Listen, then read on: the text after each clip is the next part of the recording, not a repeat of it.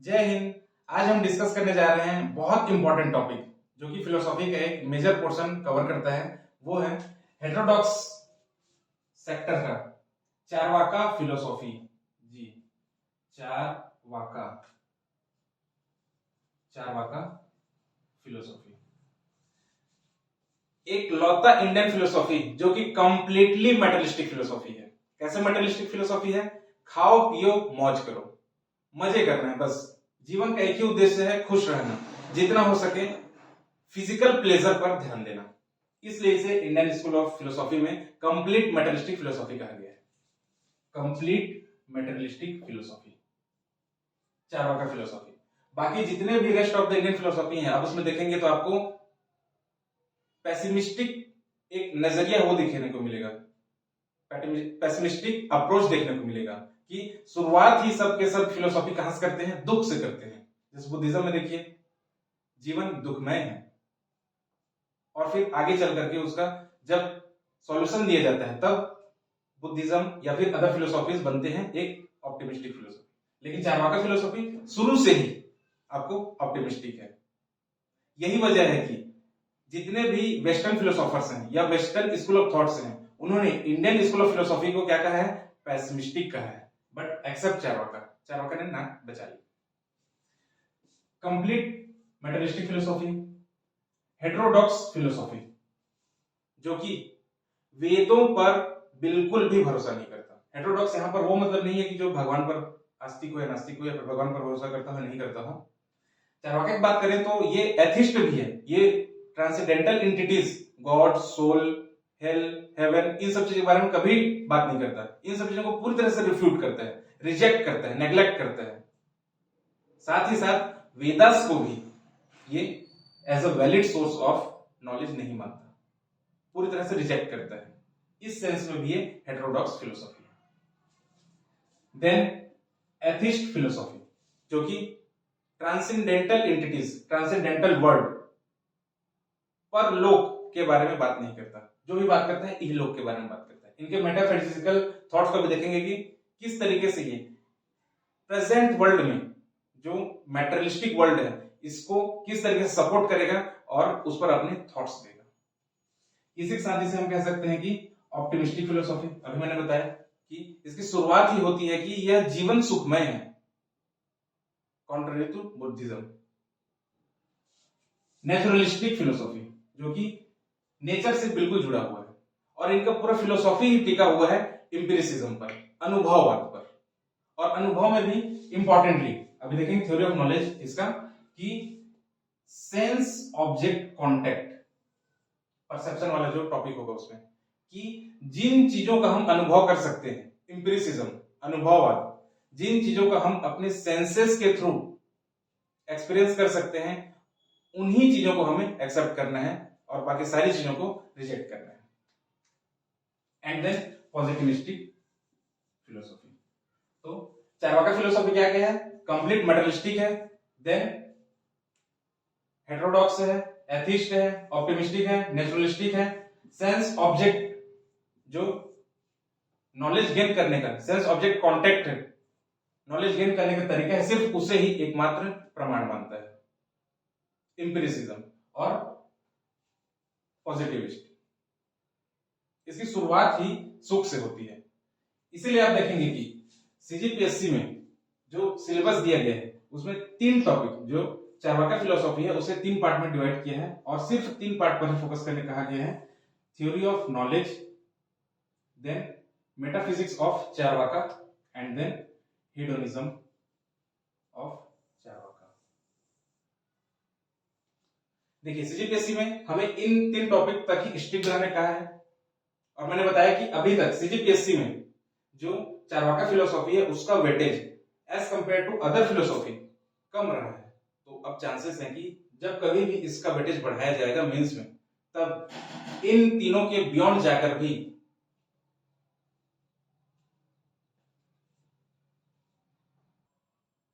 एक स्टेप आगे जाकर के हमें सोचना होगा, 1 स्टेप फर्दर।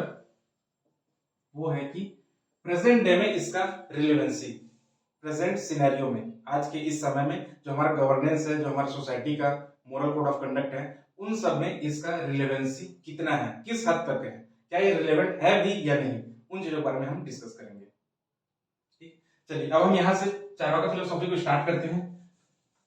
चारवाका बेसिकली इस पर अलग अलग हमारे पास ओपिनियंस सामने आते हैं देखने को कि चारवाका का मतलब क्या है। एक ग्रुप कहता है कि ये जो चारवाका है ये बना हुआ है चारू एंड वाक से। चारू का मतलब होता है ब्यूटीफुल और sweet, and walk walk means talk या फिर टन। ब्यूटीफुल टॉक या फिर स्वीट टन, चारू वाक। क्यों? क्योंकि इनके फिलोसॉफी या फिर इनके जो प्रीचिंग्स होते थे वो ही इतने खूबसूरत होते थे। खाओ पियो और मजे करो।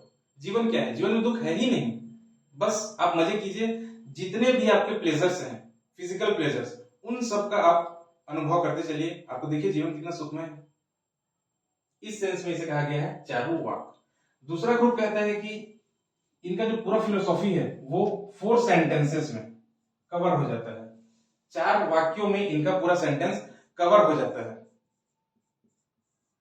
इस वजह से इसे 4 वाक कहा गया है। 4 वाक। वो 4 कौन कौन से हैं?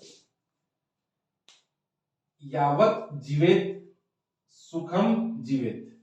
यावत जीवेत सुखम जीवेत। जब तक जियो सुख से जियो, पहला स्टेटमेंट। यावत जीवेत सुखम जीवेत।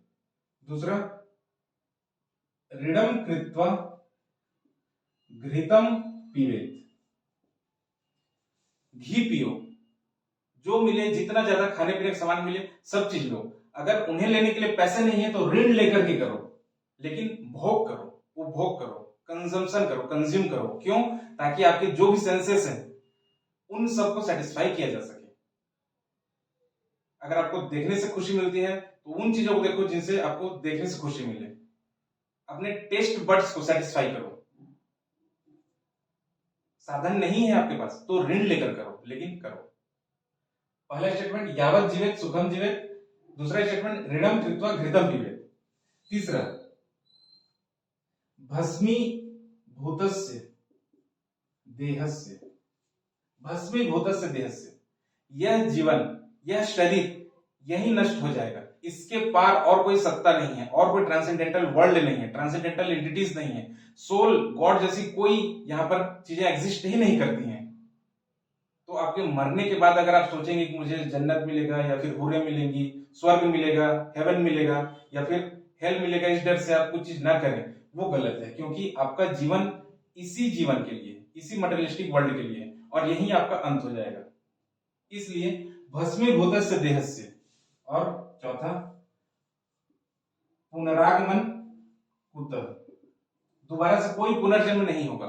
देखिए इन 4 सेंटेंसेस में इनके पूरे फिलोसॉफिकल थॉट्स को हम कवर कर लेंगे। इसलिए इसे 4 वाक भी कहा गया है। यावत जीवेत सुखम जीवेत, ऋणम कृत्वा घृतम पीवेत, भस्मीभूतस्य देहस्य, पुनरागमन कुतः। अब इन्हीं चारों सेंटेंसेस के बेस पे हम देखेंगे कि कैसे इनके एपिस्टेमोलॉजी, जो थ्योरी ऑफ नॉलेज है, इनके मेटाफिजिकल थॉट्स हैं, मेटाफिजिकल बिलीफ्स हैं, उनके बेस पर इनका एथिकल वैल्यूज, मोरल वैल्यूज क्या निकल कर बाहर आएंगे, और फिर इनका हेडोनिज्म का कंसेप्ट क्या है। बस इन 4 वाक्यों में, इन 4 सेंटेंसेस में कवर हो जाएगा। इसलिए भी इसे एक चारवाक कहा गया है। माना जाता है कि इसकी शुरुआत कुछ ग्रुप कहते हैं कि चारवाका ऋषि ने किया है।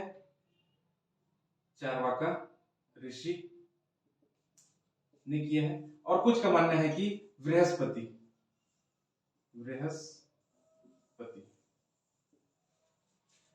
ने किया है। ध्यान रखिएगा, बृहस्पति ने इसकी शुरुआत की है, ऐसी एक मान्यता है, जो कि कंप्लीट मटेरियलिस्टिक फिलोसॉफी के बारे में बात करता है। और सबसे मजे की बात है, यहां पर आपको बहुत इंटरेस्टिंग टॉपिक बताया जा रहा है, वो ये है कि ग्रीक फिलोसॉफी ही स्टार्ट होती है मटेरियलिज्म से। ग्रीक फिलोसॉफी स्टार्ट होती है, जो मैं बताया, चारवाका कंप्लीट मटेरियलिस्टिक फिलोसॉफी है, और ग्रीक फिलोसॉफी स्टार्ट हो रहा है इस मटेरियलिज्म से।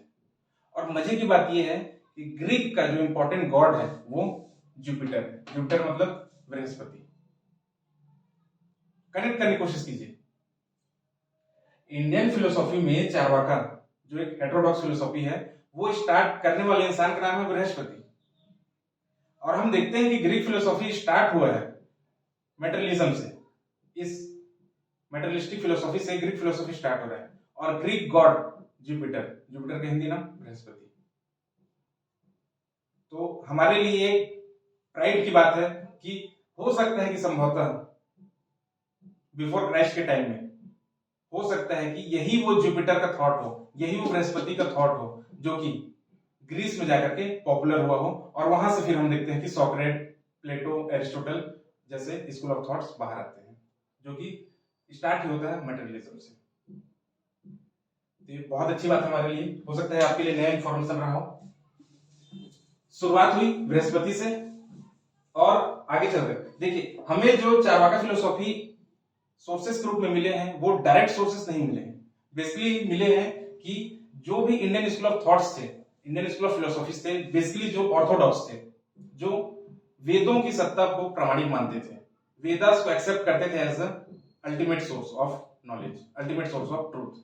उन्होंने ये बताया कि चारवाका ने ऐसा बोला, चारवाका ने वैसा बोला, Charvaka did not support Vedas, Charvaka did not support transcendental word, Charvaka denied existence of God, Charvaka refuted soul, Charvaka refuted transcendental entities, transcendental world। इन सब चीजों के बारे में उसे क्रिटिसिज्म के रूप में हमें सोर्सेस मिलते हैं लिटरेचर के रूप में।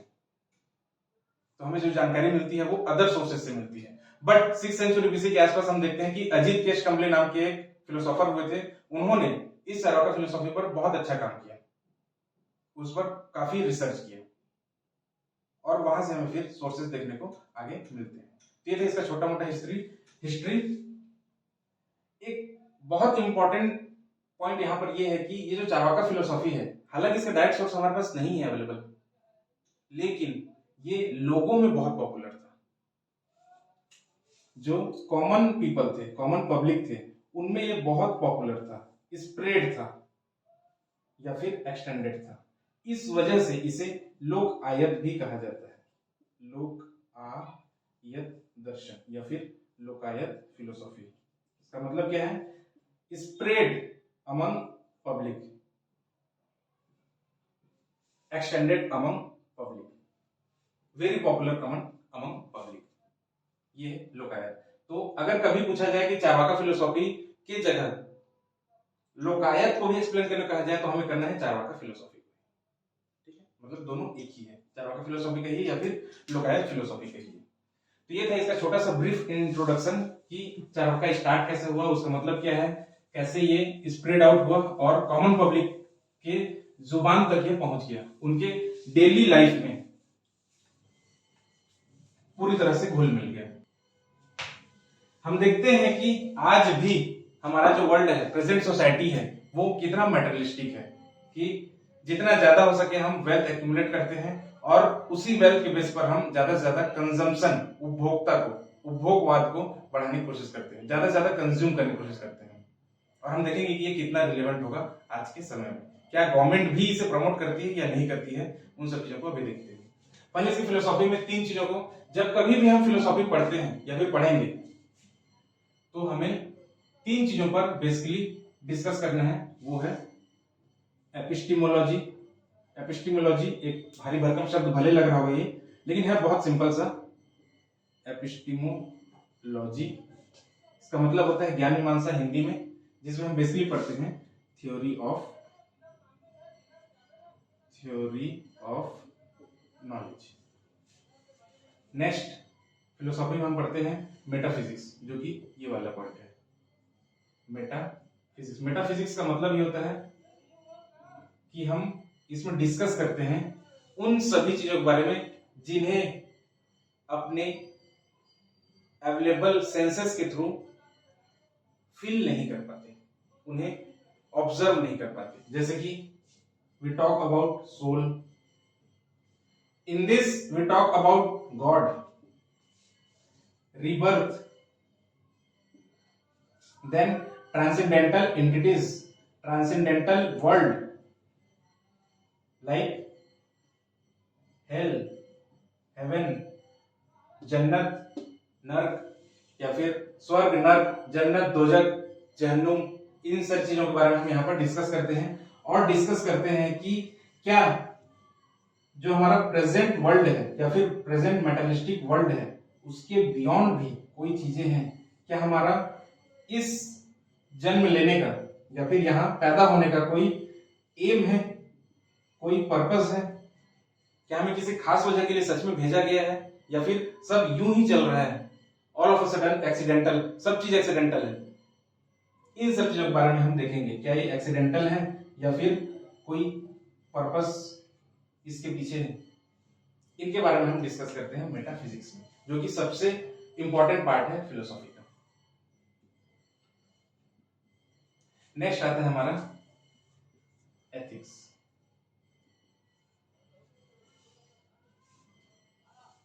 एथिक्स बेसिकली ये जो हमारा एपिस्टेमोलॉजी है और मेटाफिजिक्स है, इन दोनों का निचोड़ है, समझ लीजिए। कैसे?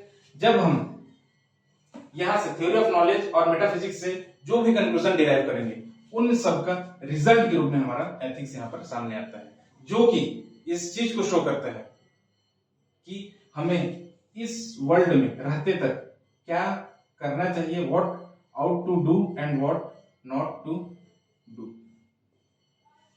क्या सही है और क्या सही नहीं है, what is true and what is not true, कि वर्च्यू क्या है, व्हाट इज वर्च्यू।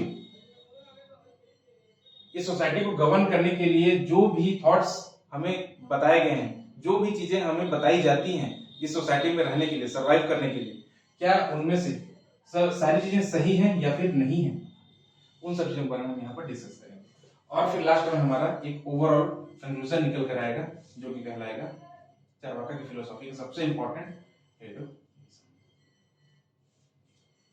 जो कि हमारा इस टॉपिक का अभी सबसे इंपॉर्टेंट पार्ट होगा। और फिर हम डिस्कस कर लेंगे relevancy in the present scenario. चलिए अब हम एक एक करके सारी चीजों को डिस्कस करते चलते हैं।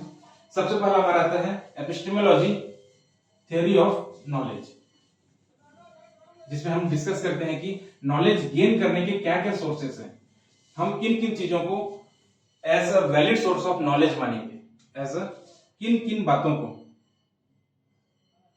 प्रमाण मानेंगे। प्रमाण, देखिए ये जो हिंदी के शब्द हैं, आपको इन्हें एग्जाम में देवनागरी लिपि में नहीं लिखना है। अगर कोई शब्द, कोई टर्मिनोलॉजी हिंदी को हुबहू इंग्लिश में लिया गया हो तो उसे रोमन स्क्रिप्ट में ही लिखना है। जैसे मैंने यहाँ पर आपको संस्कृत श्लोक समझाने के लिए भले बोल दिया था, अगर आप एज अ रेफरेंस एग्जाम्पल के रूप में एग्जाम में लिखेंगे तब आपको वहां पर उसे रोमन स्क्रिप्ट में ही लिखना है, वहां पर देवनागरी स्क्रिप्ट यूज नहीं करना है। भले वो सेंटेंस पूरी तरह संस्कृत के श्लोक ही क्यों ना हो, लिखना किसमें आपको? रोमन स्क्रिप्ट में। थ्योरी ऑफ नॉलेज में हम देख रहे हैं कि प्रमाणा, जो कि प्रमाणा means valid source of knowledge, कि कौन कौन से ऐसे सोर्सेस हैं जिन्हें हम वैलिड माने नॉलेज गेन करने के लिए। फिर से, कौन कौन से ऐसे सोर्सेस हैं जिन्हें हम वैलिड माने नॉलेज गेन करने के लिए, उन सबको हम कहेंगे प्रमाणा। इंडियन स्कूल ऑफ फिलोसॉफी में इसे 6 टाइप्स ऑफ प्रमाणा कंसिडर किया गया है। 6 types of pramana has been considered in Indian schools of philosophy, जिन्हें हम बेसिकली एपिस्टेमोलॉजी में,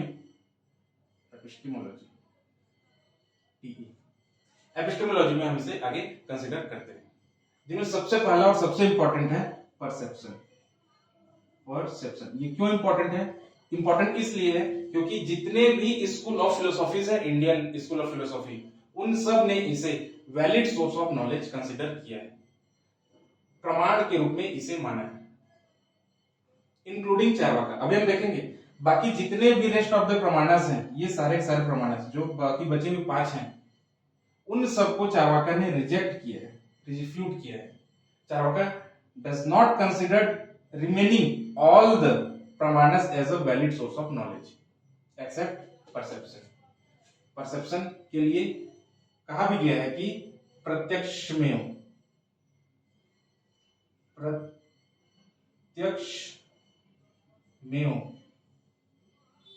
एकम प्रमाणम, इसे आप रोमन स्क्रिप्ट में लिखेंगे, प्रत्यक्षमेव एकम प्रमाणम। ये शायद स्पेलिंग गलत होगा, प्रत्यक्ष में एकम प्रमाणम। इसका मतलब है perception is the only valid source of knowledge. जब आप आंसर राइटिंग करें तो उसमें इस चीज को ध्यान रखना कि ये आपका रोमन स्क्रिप्ट में होना चाहिए। और अगर आप ये नहीं लिख सकते, अगर आप ये लिखने में सक्षम नहीं है, तो सीधा सीधा लिखिए Charvaka considers perception as a valid source of knowledge. Perception is considered as a only valid source of knowledge. Only word भी लगा सकते हैं, क्यों? क्योंकि remaining all the 5 sources of knowledge has been rejected, refuted by the Charvaka. ठीक है। Perception में basically इसका मतलब यह है कि हम ऑब्जेक्ट सेंस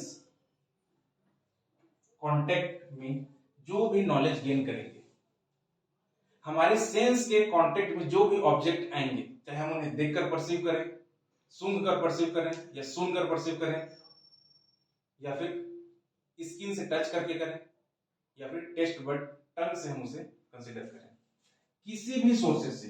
5 सोर्सेज यहां पर चार्वाका ने कंसीडर किए हैं, ear, nose, eyes, tongue and skin.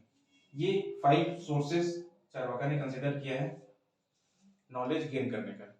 अब देखिए कि एक छोटा बच्चा जब सीखना स्टार्ट करता है अपने फर्स्ट फेज में, इनिशियल फेज में, तब सबसे पहले वो अपने हर चीजों को अपने जीभ से लगाता है और उसका टेस्ट लेकर के वो उसे परसीव करता है, वहां से नॉलेज गेन करता है। फिर धीरे से और बड़ा होता है, फिर देख करके चीजों को ऑब्जर्व करके अपने दिमाग में उन चीजों को स्टोर करने लगता है, नॉलेज गेन करने लगता है, और फिर धीरे धीरे वो सभी अपने सेंसेस के थ्रू नॉलेज गेन करने लगता है। ठीक वही चीज ऑब्जेक्ट सेंस कॉन्टेक्ट से हमें जो भी नॉलेज गेन होगा, सिर्फ और सिर्फ वही एक वैलिड सोर्स ऑफ नॉलेज है। इसीलिए कहा गया है कि perception is the only valid source of knowledge. इसके बाद नेक्स्ट है इन्फरेंस।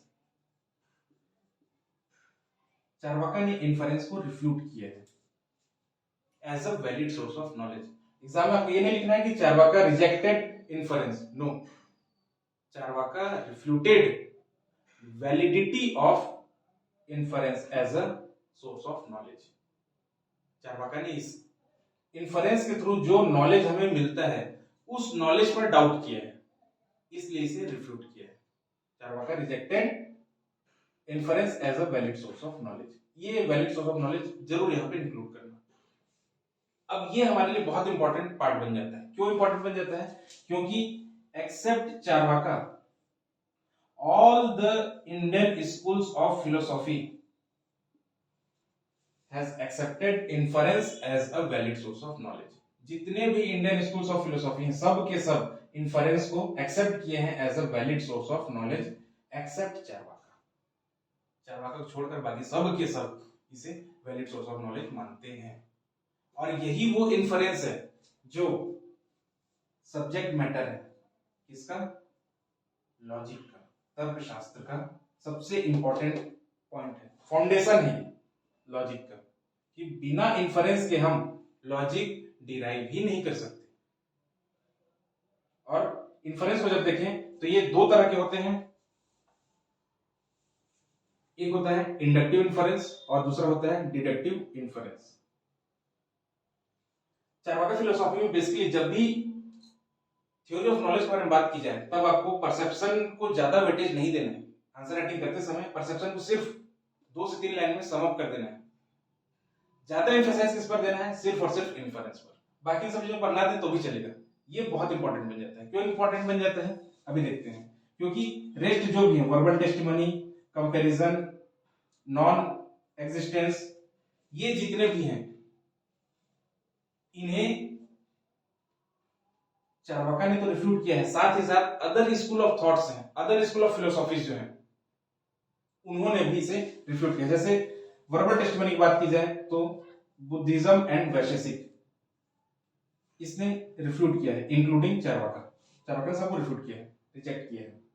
बट बुद्धिज्म और वैशेषिक भी है जो वर्बल टेस्टिमनी को valid source of knowledge consider नहीं करता है। तो यहाँ पर 2-3 एक्सेप्शन देखने को मिल गए, इसलिए यहाँ क्वेश्चन बनने के चांसेस कम है, या फिर आपको इस पर ज्यादा वेटेज नहीं देना है।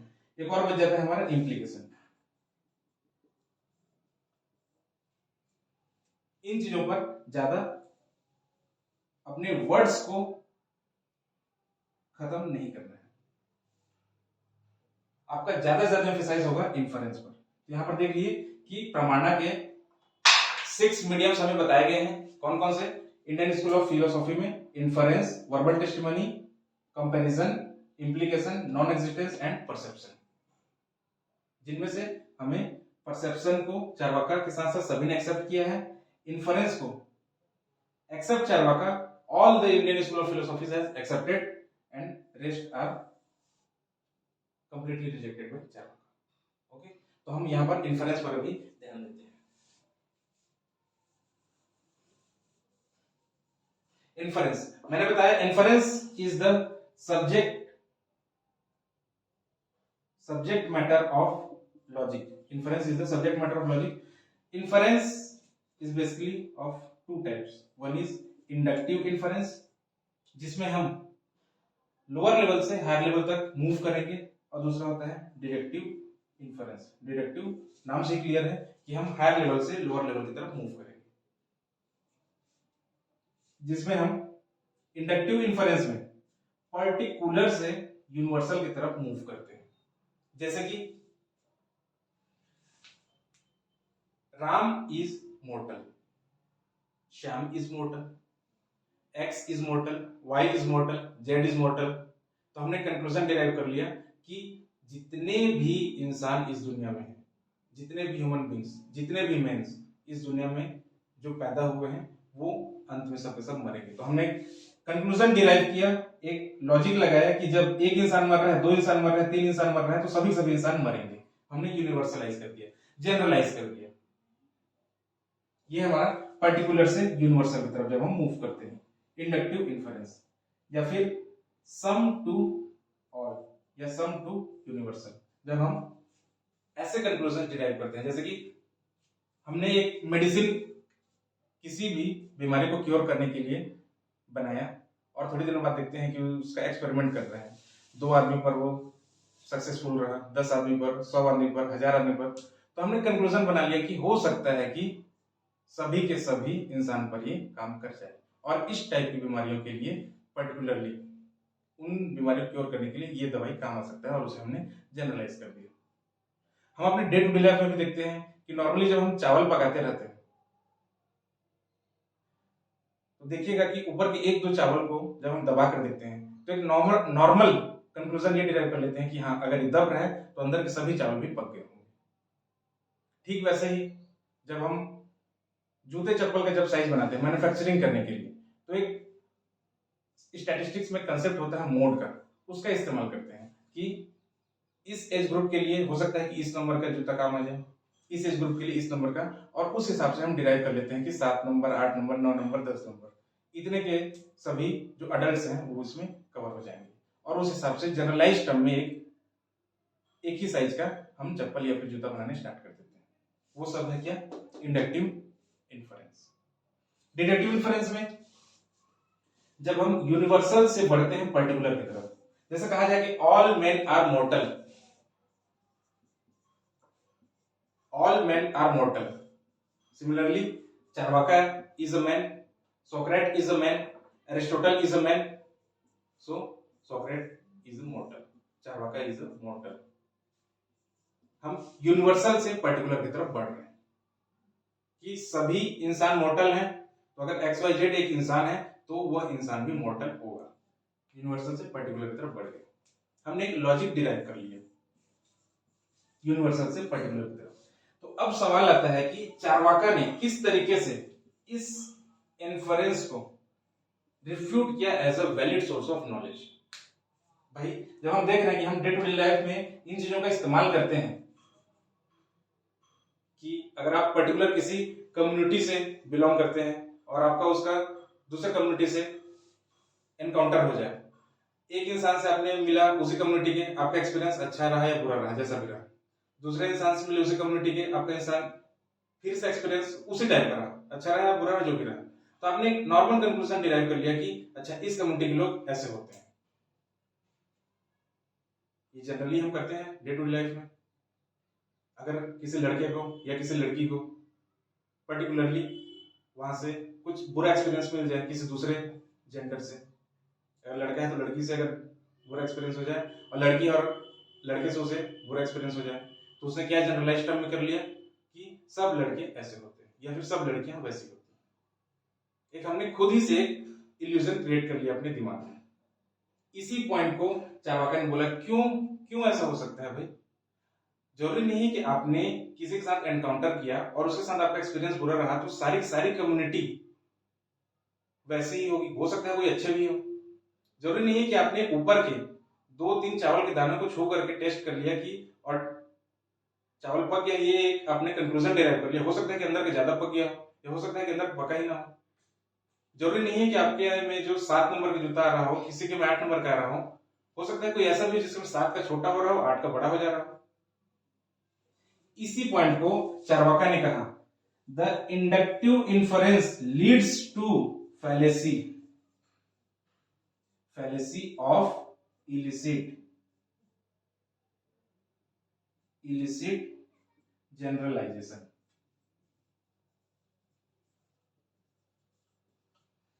Inductive inference leads to fallacy of ILLICIT illicit generalization।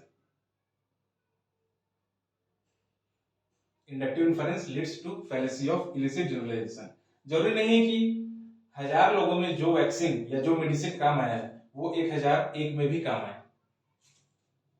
Possibility है कि किसी पर उसका रिएक्शन जो है उल्टा हो जाए, इनवर्स हो जाए। तो फिर आप कैसे कह सकते हैं कि इंडक्टिव इन्फरेंस एक वैलिड सोर्स ऑफ नॉलेज होगा?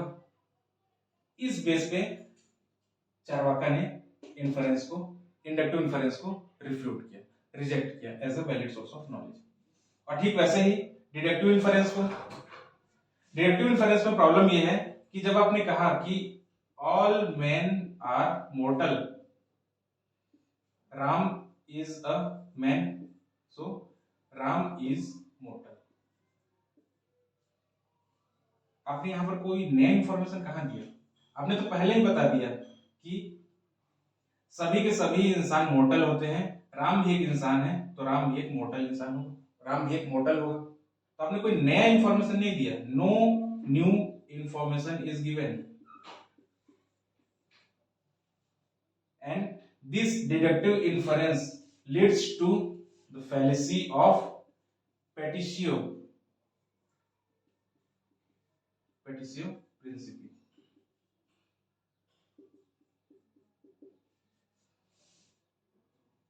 deductive inference leads to fallacy of Petitio principii। बस अगर ये दो टर्म आप यूज कर लिए, fallacy of illicit generalization and fallacy of Petitio principii, आपको पूरे मार्क्स मिलेंगे चार्वाका में। ठीक वैसे ही जैसे कि आपको मैथमेटिक्स में मिलते हैं। जनरली आप सुने होंगे अपने सीनियर दीदी भैया जो कई बार मेंस अपीयर कर चुके हैं, या फिर कोचिंग वाले आपको जनरली बताएंगे कि अगर आपको मेंस में स्कोर करना है तो लैंग्वेज स्ट्रॉन्ग कर लीजिए, ऐसे में आप स्कोर कर सकते हैं। फिर आपका बच गया मैथमेटिक्स और साइंस, आप उसमें नंबर स्कोर कर सकते हैं, बाकी सब में जनरल मार्क्स मिलते हैं। क्यों भाई जनरल मार्क्स क्यों मिलेंगे? आप अगर टू द पॉइंट आंसर लिखेंगे तो आपको जनरल मार्क्स कैसे मिल सकते हैं? सुने होंगे आप, या फिर आप अगर नए इस फील्ड में तो आप किसी से बात कीजिएगा, सब कोई कहेंगे कि पेपर 3 में, पेपर 5 में, पेपर 6 और पेपर 7 में उतने मार्क्स नहीं मिलते जितना आप लैंग्वेज, एसे और साइंस, मैथमेटिक्स में स्कोर कर सकते हैं। हाँ, वो सब सब्जेक्ट स्कोरिंग्स हैं, लेकिन फिलोसॉफी भी ऐसा नहीं है कि स्कोर नहीं कराएगा आपको। बस जरूरत है कि जो सब्जेक्ट का डिमांड है, ये जो टर्मिनोलॉजीज है वो आपके आंसर्स में दिखने चाहिए। How Charvaka refuted inference as a valid source of knowledge? Because inference leads to the fallacy of illicit generalization and fallacy of Petitio principii। Clear cut, complete। जैसे आप मैथमेटिक्स का फॉर्मूला लिखते हैं और आपको कंप्लीट मार्क्स मिलता है, ठीक वैसे ये दो शब्द लिखते ही आपको कंप्लीट मार्क्स मिल जाएंगे in the theory of knowledge of Charvaka. इसलिए दूसरों की बातों में बिल्कुल नहीं आना है, बस अपना बुद्धि लगाना है। ये था हमारा theory of knowledge of Charvaka. अब जब हम थ्योरी ऑफ नॉलेज में ये देख चुके हैं कि प्रत्यक्ष में एकम प्रमाणम, प्रत्यक्ष ही एकमात्र प्रमाण है। इसका मतलब ये है कि हर वो चीज जिसे आप अपने सेंस के थ्रू ऑब्जर्व नहीं कर सकते, उन चीजों को आप रिजेक्ट करेंगे। यहां से आप कंक्लूजन आप डिराइव करते चलिए, यहां से आपको फिर आपका इसका मेटाफिजिक्स समझ में आ जाएगा। कैसे? जब आपने कह दिया कि परसेप्शन ही एकमात्र वैलिड सोर्स ऑफ नॉलेज है, इसका मतलब ये है कि हर वो चीज जिसे आप देख नहीं सकते, छू नहीं सकते, महसूस नहीं कर सकते अपने इन 5 सेंसेस के थ्रू, ये जो 5 सेंसेस यहां पर बताया था, EENTS, आई, ईयर, नोज, टंग, स्किन, इनके बियॉन्ड अगर कोई भी एक्सपीरियंस होता है, वो सब क्या है? इल्यूजन है, वो एग्जिस्ट ही नहीं करता है अकॉर्डिंग टू चार्वाका। ये मैं नहीं बोल रहा हूं ना, चार्वाका कह रहा है। प्लीज मेंशन हर वो चीज जिन्हें आप अपने इन सेंसेस के थ्रू, जो perception valid source of knowledge है, इनके थ्रू अगर आप गेन नहीं कर पा रहे हैं, वो सब के सब एग्जिस्ट ही नहीं करते हैं। तो फिर आप यहां पर डिराइव कर सकते हैं, Charvaka refuted existence of soul, Charvaka rejected existence of God, Charvaka rejected existence of transcendental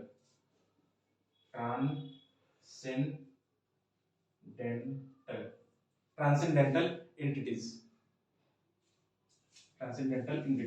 Charvaka rejected transcendental world. भाई इन चीजों को आप अपने इन सेंसेस के थ्रू ऑब्जर्व नहीं कर सकते, नॉलेज गेन कर ही नहीं सकते, तो फिर ये चीजें एग्जिस्ट ही नहीं करेंगी। और जब आपने इतनी चीजों को रिजेक्ट कर दिया, तो आपको बताना यह पड़ेगा कि हमारी परसेप्शन से, इस परसेप्शन से या फिर इन सेंसेस से किन किन चीजों का अनुभव होता है, किन किन चीजों का एक्सपीरियंस होता है, वह है इस जगत का। जगत मीन्स इस मटेरियलिस्टिक वर्ल्ड का। तो एक ही सत्य है, वो क्या है? यह जगत है, जो आपको चीजें यहां पर दिख रही हैं। शंकर ने कहा कि जगत मिथ्या है, और उसके जस्ट कॉन्ट्ररी चार्वाका फिलोसॉफी में पढ़ रहे हैं कि जगत और ये जो मटेरियलिस्टिक वर्ल्ड है, यही एकमात्र परम सत्य है, इसके बियॉन्ड कुछ नहीं, जो भी है यही है, इसी जन्म में। अब जब आपने जगत को प्रूफ कर दिया कि यही एकमात्र सत्य है, तो आपको बताना यह पड़ेगा कि किन चीजों से बना है। चार्वाका ने बताया कि 4 मैटर्स आर रिस्पॉन्सिबल, इसलिए कहा जाता है कि ये मटेरियलिस्टिक फिलोसॉफी है। 4 matters are responsible for the creation of this world. वो 4 मैटर्स कौन कौन से हैं? Water, air, earth and fire. Water, air, earth and fire. हमने बताया कि Charvaka is a complete materialistic philosophy. How? यहां पर देखिए, इस वर्ल्ड के क्रिएशन में, इस मटेरियलिस्टिक वर्ल्ड के क्रिएशन में ये 4 मैटर्स हैं जो कि रिस्पॉन्सिबल है, इसलिए हम कह रहे हैं कि ये कंप्लीटली मटेरियलिस्टिक फिलोसॉफी है, और जो कि एक्सेप्ट नहीं करता किसी भी ट्रांसेंडेंटल एंटिटीज को या फिर ट्रांसेंडेंटल वर्ल्ड को। No hell, no heaven, no God, no soul. यहां पर देखिए, आपको एक चीज देखने को मिल रहा होगा कि इसने water, air, earth and fire चारों को कंबाइंड रिस्पॉन्सिबल माना है इस वर्ल्ड के क्रिएशन के लिए। इस मटेरियलिस्टिक वर्ल्ड के क्रिएशन में इन चारों को कंबाइंड रिस्पॉन्सिबल माना है, इसलिए हम इसे कहेंगे कि ये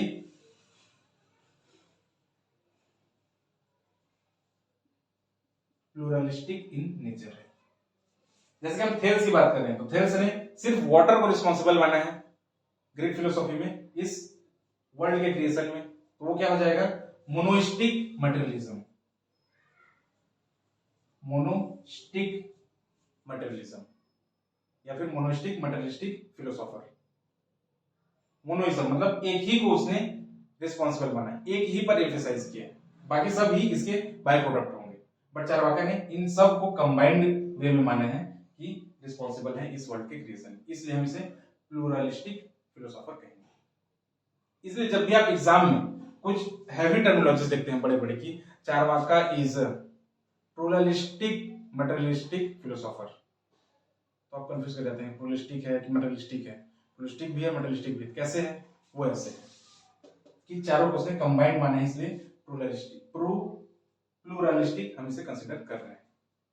जैसे थेल्स ने वाटर को माना, हेराक्लिटस ने फायर को माना, वैसे ही अलग अलग बहुत से फिलोसोफर्स हैं जिन्होंने पर्टिकुलर एक ही को कंसिडर किया है इस वर्ल्ड के क्रिएशन में, तो उन्हें हम मोनोइस्टिक कहेंगे। यहां तक क्लियर है? अगर किसी ने दो को किया हो तो हम उसे ड्युअलिस्टिक कहेंगे। यहां पर जो सबसे इंपॉर्टेंट पार्ट है हमारा मेटाफिजिक्स में वो है कि जो रीबर्थ का कंसेप्ट है, जब हमने सोल को डिनाई किया, इसे रिफ्यूट किया, तो रीबर्थ का भी कंसेप्ट पूरी तरह से रिजेक्ट हो जाता है। तो फिर लोगों ने सवाल किया कि भाई आपने मैटर को तो बता दिया कि अल्टीमेट रियलिटी है, उनमें से भी ये 4 अल्टीमेट ट्रूथ है, इन्हीं से मिलकर के सब चीज बनता है, तो फिर बताइए हमारे अंदर जो सोचने समझने की क्षमता आती है, capacity to invent, capacity to imagine, वो सब कहां से आ रहा है? तब यहां पर चारवाक भाई बताते हैं कि इन चारों मैटर के मिलने से वर्ल्ड तो बन रहा है, लेकिन इनके खास प्रोपोर्शन में, एक पर्टिकुलर रेशियो में, स्पेसिफिक प्रोपोर्शन में मिलने से जो इमेजिनेशन पावर है, थॉट प्रोसेस है, जिसे हम कॉन्शियसनेस कहते हैं, जन्म लेता है। ठीक वैसे ही जैसे कि हमने हरे रंग के पत्ते में सफेद रंग का चूना लगाया, उसमें सूखी 2 लकड़ी के टुकड़े जिन्हें हम सुपारी कहते हैं वो डाल दिया और कुछ कुछ इंग्रेडिएंट्स मिला दिए, और लास्ट में जब उसे चबाया तो लाल रंग निकल के आया। जबकि जब उसे बनाया जा रहा था, उन सभी इंग्रेडिएंट्स को मिलाया जा रहा था, तब उसमें कोई भी ऐसा आइटम नहीं था जो लाल रंग का हो, लेकिन खाने के बाद वो लाल कैसे हो गया? ठीक वैसे ही जब ये मैटर्स अपने पर्टिकुलर प्रोपोर्शन में, स्पेसिफिक प्रोपोर्शन में या फिर फिक्स्ड रेशियो में मिलते हैं, तब इस कॉन्शियसनेस का जन्म होता है। In short, consciousness is the by product of matter, by product of matter itself. आपको बताना है मेटाफिजिक्स में कि Charvaka refuted these entities because they are not perceived by these senses, they cannot be directly perceived by these senses, that is why these entities are rejected, refuted, and even the consciousness is the byproduct of these 4 elements. That's it, metaphysics of Charvaka, कि उसने किन चीजों को refuse किया, किन चीजों को reject किया, किसे एक्सेप्ट किया, ये उसका अफर्मेटिव एस्पेक्ट है कि सिर्फ और सिर्फ ये जगत ही सत्य है। वो 4 चीजों से मिलकर के बना है, वो 4 चीजें कौन कौन सी? ये हैं, और इन्हीं के एक खास प्रोपोर्शन से, फिक्स्ड रेशियो से मिलने पर हमारा कॉन्शियसनेस का जन्म होता है। खत्म। ये है मेटाफिजिक्स ऑफ चार्वाका। अगर आप यहाँ पर थ्योरी ऑफ नॉलेज को समझ गए, मेटाफिजिक्स के यहां तक अगर आप समझ गए, तब आपको यहाँ पर इसके एथिक्स को एज ए रिजल्ट समझना बहुत आसान हो जाएगा। अब आप खुद ही डिराइव कर सकते हैं कि इनके एथिक्स क्या क्या होंगे। खाओ पियो मजे करो, यह जीवन सुखमय है, जितना ज्यादा हो सके भोग कर लो, कंज्यूम कर लो, कंजम्पशन कर लो, और प्लेजर ले लो। अब प्लेजर भी कैसा? Physical pleasure. किसका? दूसरे का या अपना? खुद का। इसके लिए पर्टिकुलर टर्म यूज किया जाएगा, ग्रॉस इगोइस्टिक प्लेजर। कोई बहुत बड़ा टर्मिनोलॉजी नहीं है। ग्रॉस इगोइस्टिक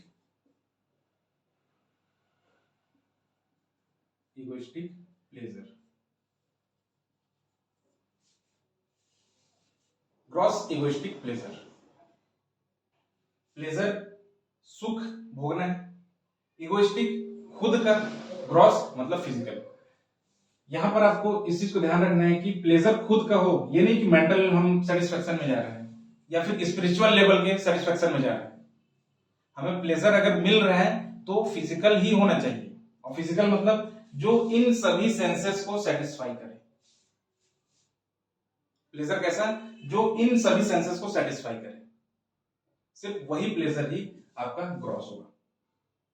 इगोइस्टिक मतलब खुद का, ये नहीं कि जैसे मम्मी वाले पोजीशन में आप आ गए कि मेरा बेटा खाना खा लेगा तो मेरा पेट भर जाएगा। कैसे? हालांकि वो मम्मियों का अपना एक फिलोसॉफी है, अपना खुद का है, उस पर कोई कमेंट नहीं, लेकिन चार्वाका यहां पर ये कह रहा है कि अगर कोई दूसरा व्यक्ति खाना खा रहा है या दूसरा व्यक्ति कुछ कंज्यूम कर रहा है और उसे जो एक्सपीरियंस हो रहा है उसे आप कैसे एक्सपीरियंस कर सकते हैं, ये आपका अपना खुद का होना चाहिए, आपके सेंसेस के थ्रू वो एक्सपीरियंस होने चाहिए, जिसे कहा गया है ग्रॉस इगोइस्टिक प्लेजर। और यहीं पर है हेडोनिज्म के बारे में, यहीं पर हम बात करेंगे हेडोनिज्म के बारे में कि Charvaka talks about always eat, drink and be merry. Charvaka talks about eat, drink and be merry, खाओ पियो और मजे करो, ये है चार्वाका का हेडोनिज्म। और वो भी कैसा, gross egoistic hedonism, gross egoistic pleasure, खुद का प्लेजर ग्रॉस फॉर्म में लेकिन इगोइस्टिक। जब भी आपको चार्वाका के हेडोनिज्म को डिराइव करना हो तो आपको यहां से शुरू करना है ईट, ड्रिंक एंड बी मैरी, और फिर उसमें बताना है ग्रॉस इगोइस्टिक प्लेजर या फिर hedonism. Charvaka talks about gross egoistic hedonism. बस आपके मार्क्स यहां पर आ जाए। एथिक्स पॉइंट ऑफ व्यू से हम देखते हैं कि अगर आपने यहां पर परसेप्शन को ही as a valid source of knowledge माना है, मेटाफिजिक्स में सिर्फ और सिर्फ जगत को, इस मेटलिस्टिक वर्ल्ड को रियल माना है, तब आपको यहां पर बताना पड़ेगा कि एथिकल वैल्यूज क्या होंगे, सोसाइटी को गवर्न करने के लिए क्या क्या एथिकल वैल्यूज होंगे। आप जरा सोचिए, अगर हर इंसान इस तरीके के फिलोसॉफी से भर जाए और सिर्फ कंजम्पशन के बारे में सोचे, तो जरा सोच के देखिए कि हमारी इकोनॉमी पे क्या असर पड़ेगा। डिमांड इंक्रीज होगा, इस डिमांड के इंक्रीज होने से प्रोडक्शन के लिए जो प्रोड्यूसर्स हैं, एंटरप्रेन्योर्स हैं, वो प्रमोट होंगे, और इस डिमांड की वजह से हमारा प्रोडक्शन इकोनॉमी में इंक्रीज होगा, और जहां डिमांड इंक्रीज हुआ, प्रोडक्शन इंक्रीज हुआ, हम देखेंगे कि मनी का सर्कुलेशन मोमेंटम गेन करेगा, और यही वो पॉइंट है जिसकी वजह से हमारा इकोनॉमी बूस्ट अप होता है। फिर चाहे आप हिस्ट्री में देखें, 6th सेंचुरी बीसी की बात करें, या फिर कनिष्का के टाइम में बात करें, कुषाण डायनेस्टी, या फिर मुगल डायनेस्टी में शाहजहां के टाइम की बात करें, जहां भी इस मनी सर्कुलेशन को इकोनॉमी में सर्कुलेट किया जाएगा, ये अपने बूम पर होगा, हम समझेंगे इकोनॉमी बूम पर है। Example Taj Mahal, example pure gold coins during Kanishka. Charvaka philosophy promotes economic activity। Then governance में इसका क्या यूज है?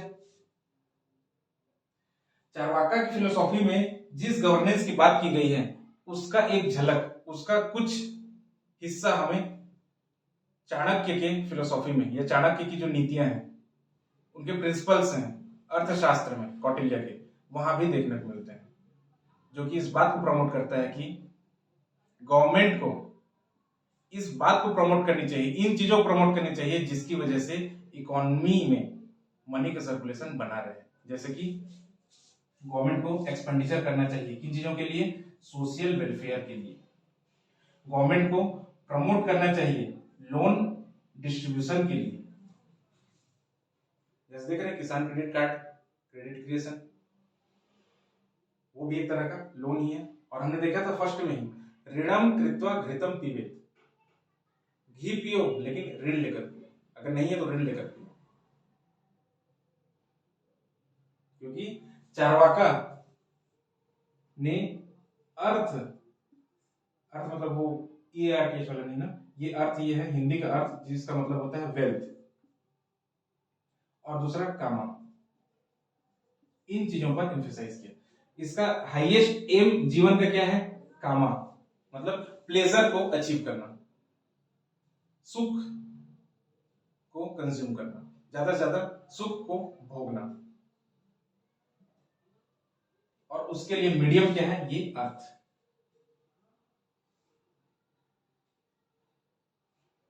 वेल्थ के माध्यम से हम कामा को अचीव कर सकते हैं, और ये वेल्थ कहां से आएगा? लोन लेने से। गवर्नमेंट प्रमोट कर रही है। इस तरीके से हम देखें रिलेवेंसी में, ये इकोनॉमिक पॉइंट ऑफ व्यू से, गवर्नेंस पॉइंट ऑफ व्यू से, और हम देखते हैं कि रिलीजियस पॉइंट ऑफ व्यू से। अगर सोचिए, बस एज्यूम करके देखिए, अगर आज के समय में जितनी भी इस वर्ल्ड की पॉपुलेशन है वो सब के सब ऑल ऑफ अ सडन ये मानने से इनकार कर दिए कि गॉड होता ही नहीं। सपोज कह रहा हूं ना, सब के सब ये मानने से एक्सेप्ट कर लें कि गॉड नहीं होता, सोल नहीं होता, कोई ट्रांसेंडेंटल वर्ल्ड नहीं है, कोई हेल हेवन जैसे कोई एंटिटी नहीं है, तो आप पाएंगे कि ऑल ऑफ अ सडन इस वर्ल्ड में पीस प्रिवेल करने लगेगा। कैसे? जो आज हम देखते हैं कम्युनल वायलेंस, क्लैशेस, और इस कम्युनल वायलेंस के दम पर जो राजनीति में बैठे लोग हैं, जो दोनों को बांट करके अपनी गद्दी तक पहुंचने का रास्ता अख्तियार करते हैं, वो सब ऑल ऑफ अ सडन खत्म हो जाएगा।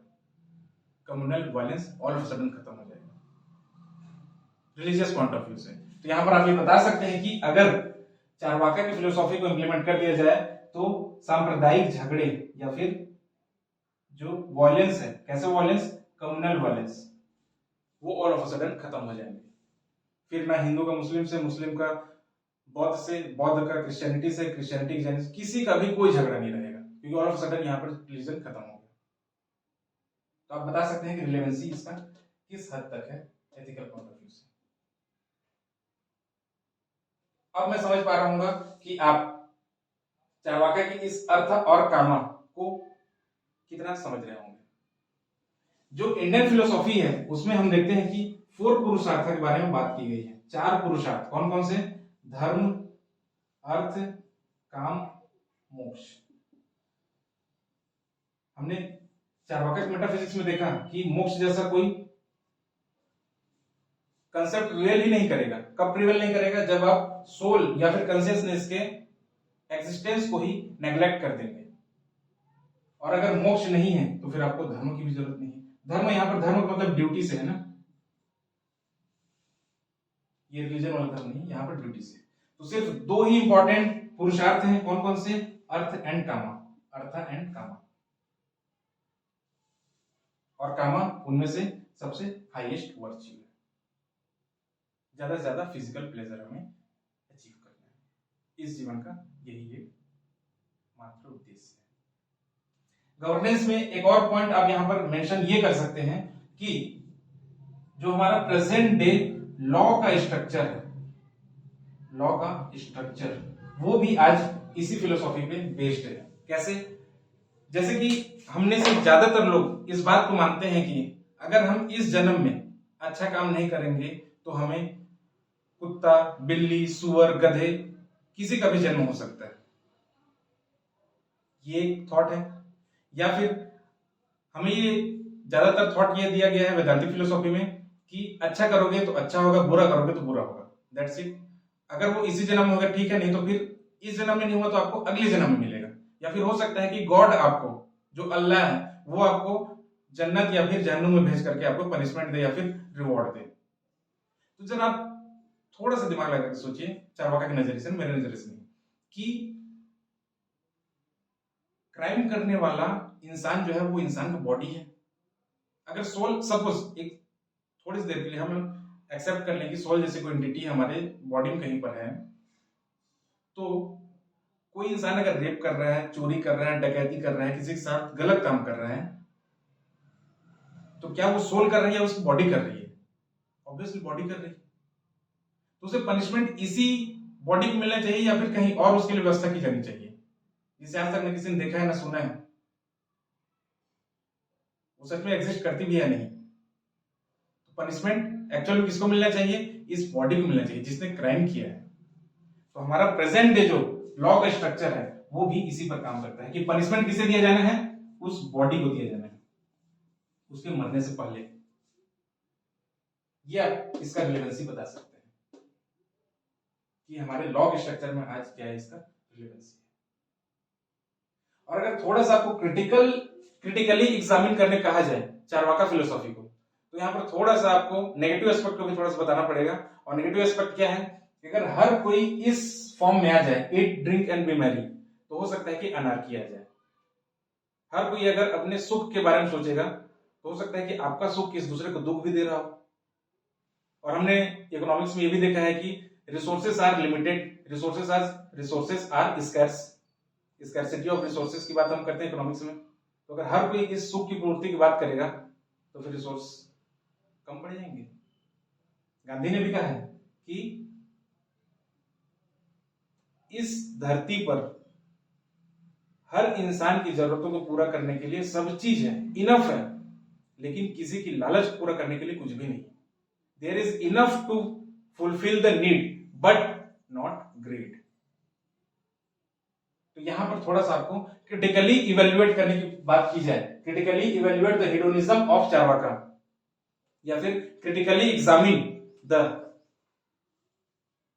Relevancy of Charvaka in present scenario. तो आपको पहले उसके पॉजिटिव अफर्मेटिव एस्पेक्ट को बताना पड़ेगा, फिर नेगेटिव एस्पेक्ट को, और फिर लास्ट में कंक्लूजन करके आप सम अप कर सकते हैं। आई होप कि आपको ये चार्वाका फिलोसॉफी मैं समझाने में सफल रहा हूंगा। अगर आपको अच्छा लगा होगा तो प्लीज आप इसे लाइक कीजिए, शेयर कीजिए, दोस्तों तक शेयर कीजिए, दोस्तों को बताइए, और खासकर उन लोगों को जो सीजीपीएससी की तैयारी कर रहे हैं और मेंस आंसर राइटिंग में उनको ये चीज बहुत प्रॉब्लम करता है कि फिलोसॉफी में हम क्या लिखें, कैसे लिखें कि हमारा मार्क्स ज्यादा है, और एवरेज मार्किंग के चक्कर में वो सिर्फ किसी दूसरे सब्जेक्ट को फोकस करते हैं।